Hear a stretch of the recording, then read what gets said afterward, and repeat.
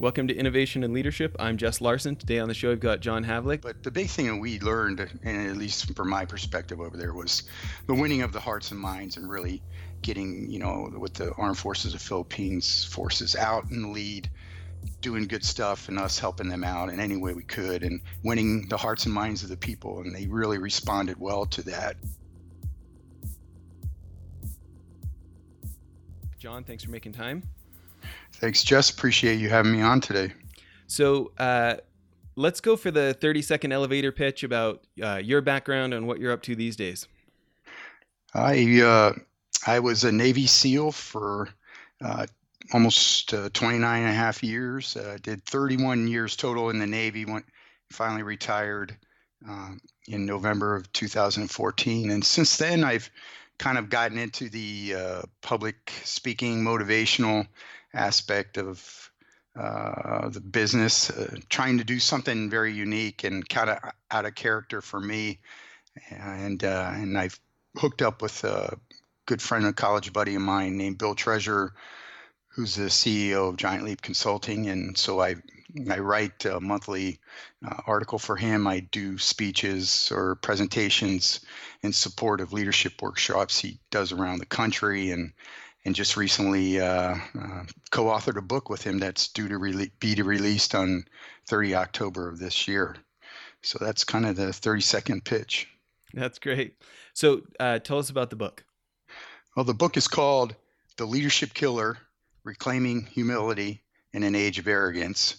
And Bill and I would be in touch when we were getting preparations for my presentations to his workshops. And we always seem to be reading an article almost on a weekly basis of some leader who did something out of character or maybe stupid, and that kind of abused their leadership power and took advantage of the people that were working for him. And so he asked me if I would write a book, and I said absolutely. So we talk about hubris. We identify hubris as the most lethal leadership flaw, and how people use that to either become a bad leader or to how they can control their ego, check themselves, and still maintain their humility and still be a good leader. So we try to answer the question, how will I use my leadership power? And that's what the book is about. Sure. Well, I definitely want that to be the theme of the show today. Before we jump into it, can you give people a few of the career highlights from the teams?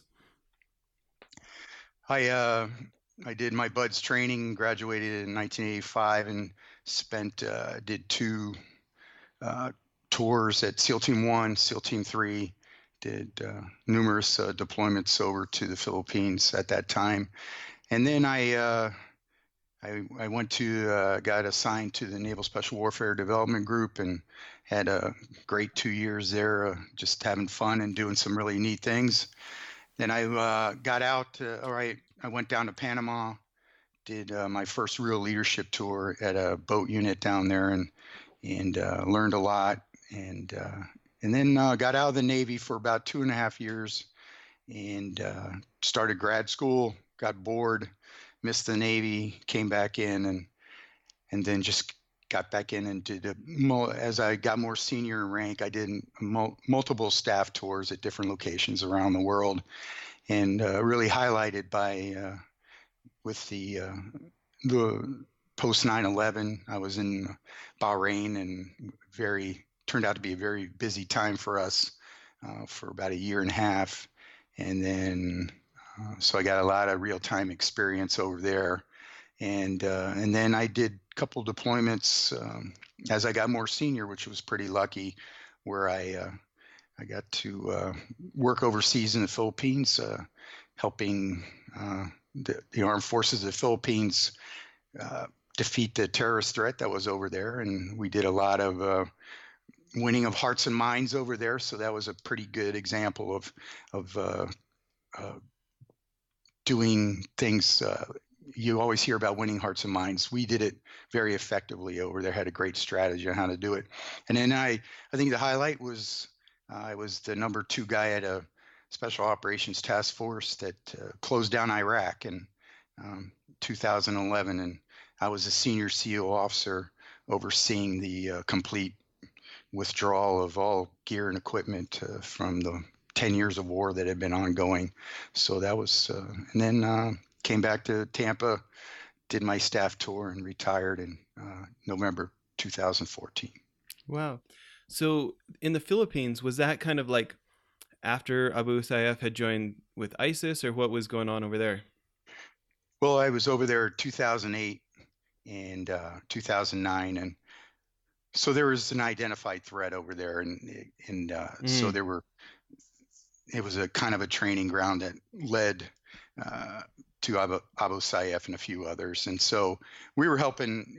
We had small special operations task force over there to help train and assist the armed forces of Philippines as they countered that threat. But the big thing that we learned, and at least from my perspective over there, was the winning of the hearts and minds and really getting, with the armed forces of Philippines forces out in the lead, doing good stuff and us helping them out in any way we could and winning the hearts and minds of the people. And they really responded well to that because in some locations, the terrorist threat was right in their own village, and they had to be very careful. So that was very cool. And I think the other good part of that tour was my primary job was um, I was I spent my time at the embassy, the U.S. embassy in uh, Manila, and I was on a day-to-day interaction with the ambassador and her staff, making sure they understood what we were doing and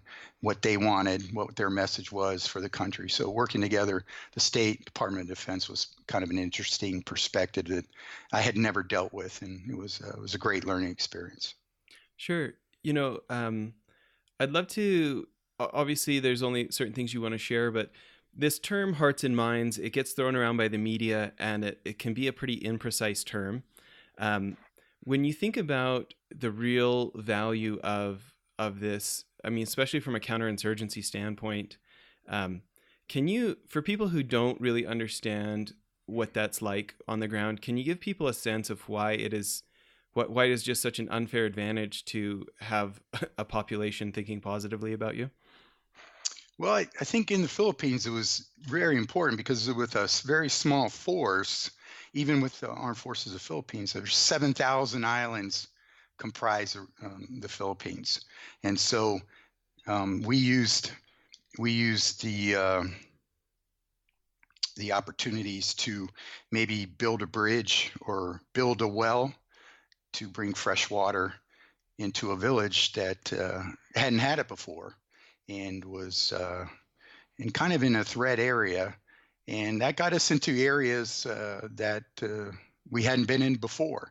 And so naturally, good working relationships, working with the people, we start getting more information. They helped us out, maybe where the bad guys were or what they've heard. And so it really helped on establishing the strategy and trying to counter the threat that was over there. You know, I uh, I was lucky enough to with my last employer, I went over to SOCOM took me over to Nigeria to train when the Nigerian special operations got set up in the Nigerian army, and 25-year SEAL came with me, and we team taught together. And I guess I felt like I learned that to a deeper level when they were saying, you know, the guys I was teaching with, there was an SF guy and a Force Recon Marine talking about this idea of like, if you win the population, Boko Haram will not ruin your country nearly so much. But if the regular citizens feel like you're not any more likely to make their family happy and safe than Boko Haram is, you know, what's the big incentive for them to be passing on information to you, right? Right, exactly. And that was very important. We learned that in the Philippines. It was almost on a daily basis, and like I said, it was just little stuff, a well or a bridge or help repair a schoolhouse, get people out there, medical assist visits, things like that to counter some of the diseases that they had and didn't have the cures for, just helping the people out, making their lives a little bit better was invaluable. And, and much as we could do, we tried to do it. So I think it was, to me, when I think of winning hearts and minds, I just revert right back to my time in the Philippines and how we coordinated successfully with, like I said, the State Department and USAID and all the agencies that to help and assist the Philippine population. It was a total win for everybody. Love it. Well, listen, let's take a quick quick break to hear from our sponsor, and then I want to dive into the book some more. Okay, great.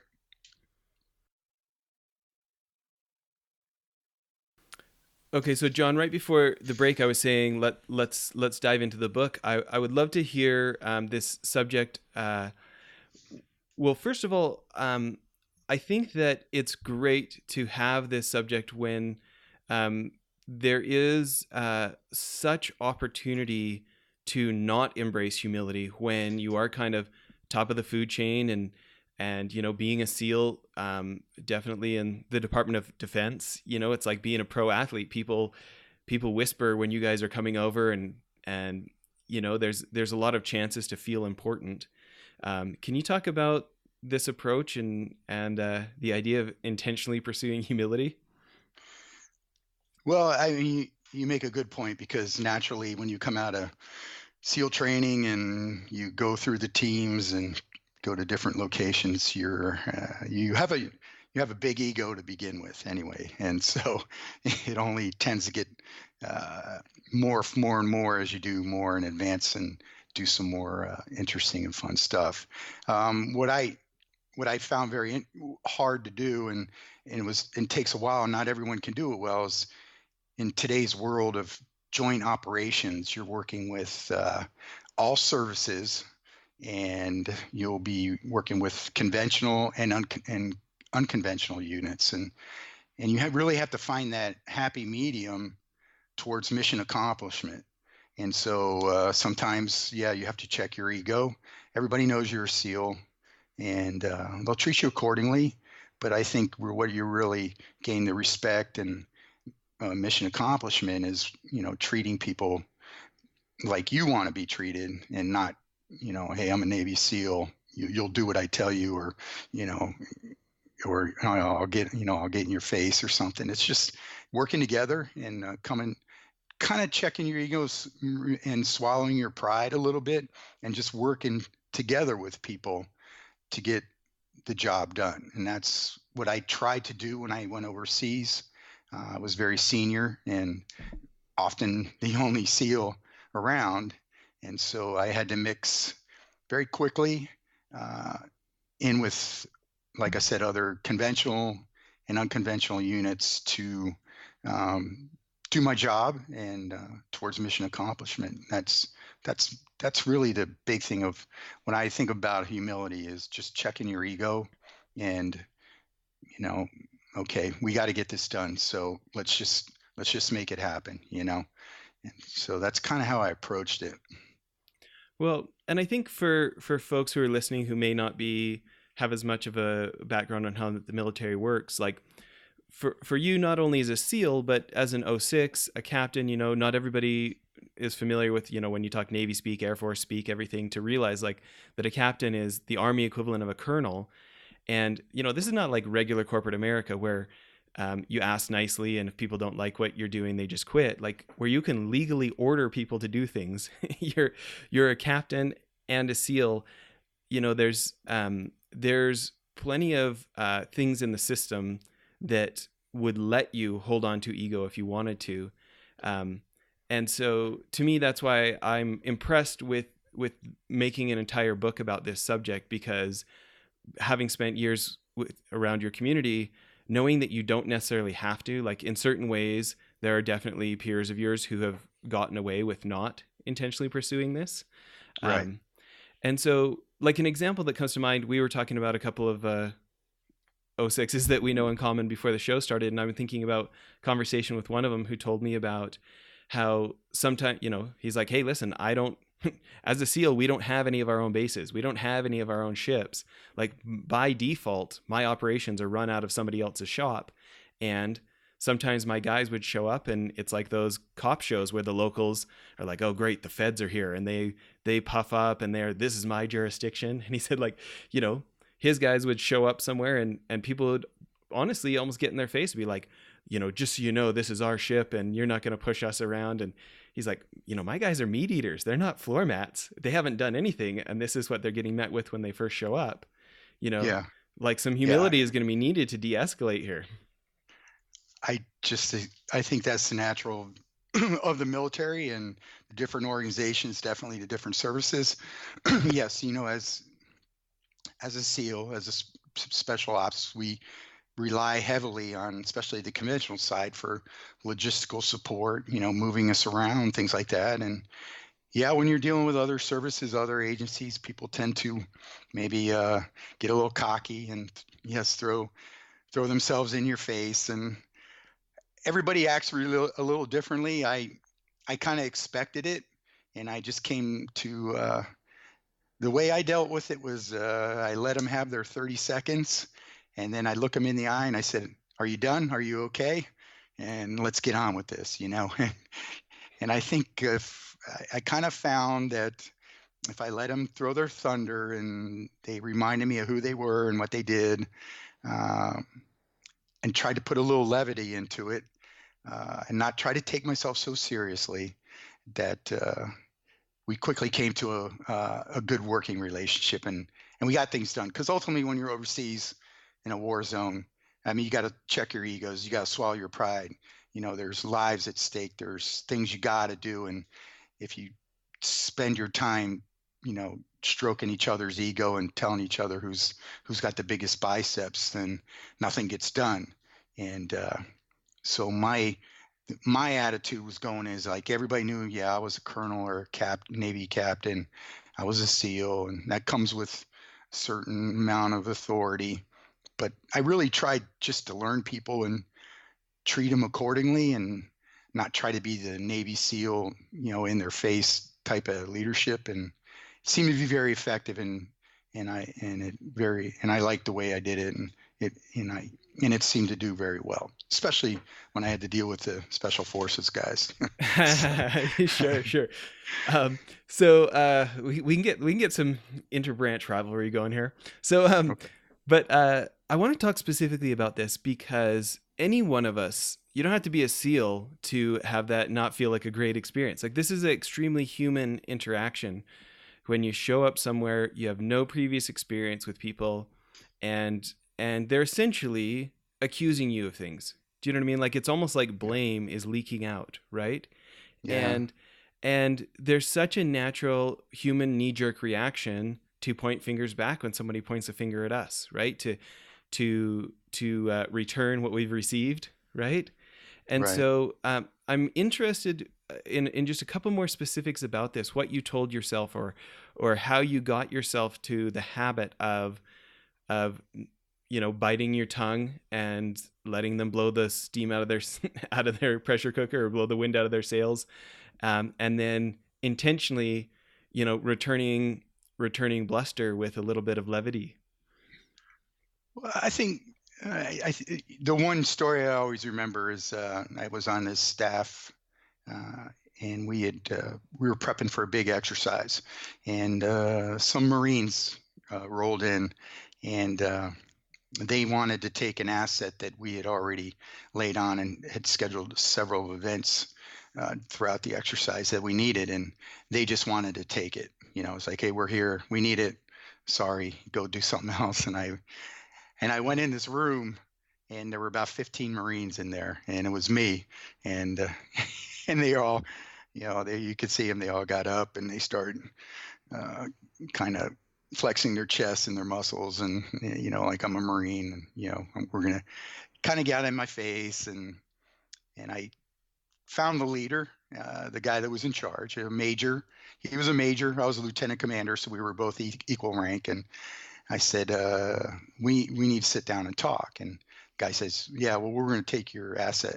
Doesn't matter what you want to do. And I said, okay, whatever, let's look at the schedule and see if we can make this work. And he came back, and I gave him his 30 seconds. And like I said, I looked him in the eye and I just said, are you okay? Are you good?